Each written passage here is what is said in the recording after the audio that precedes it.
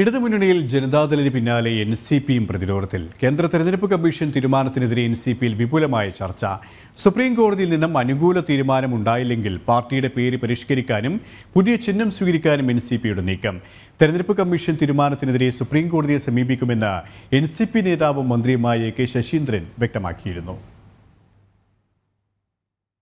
അജിത് പവാർ വിഭാഗത്തെ യഥാർത്ഥ NCPയായി പ്രഖ്യാപിച്ച കേന്ദ്ര തെരഞ്ഞെടുപ്പ് കമ്മീഷൻ തീരുമാനത്തിനെതിരെ സുപ്രീം കോടതിയെ സമീപിക്കാനാണ് NCP ആലോചിക്കുന്നത്. എന്നാൽ സുപ്രീം കോടതിയിൽ നിന്ന് അനുകൂല തീരുമാനമുണ്ടായില്ലെങ്കിൽ പാർട്ടിയുടെ പേര് പരിഷ്കരിക്കാനും പുതിയ ചിഹ്നം സ്വീകരിക്കാനുമാണ് തീരുമാനം.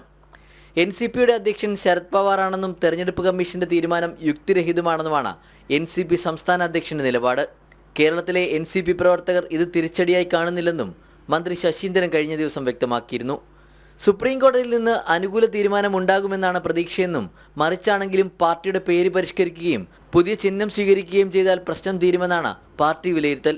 കേരളത്തിൽ NCP ഇടതുമുന്നണിയിൽ തന്നെ തുടരും. കോടതി തീരുമാനം അറിഞ്ഞ ശേഷം സംസ്ഥാന നേതൃയോഗം വിളിച്ച് വിഷയം ചർച്ച ചെയ്യാനാണ് പാർട്ടി ആലോചിക്കുന്നത്.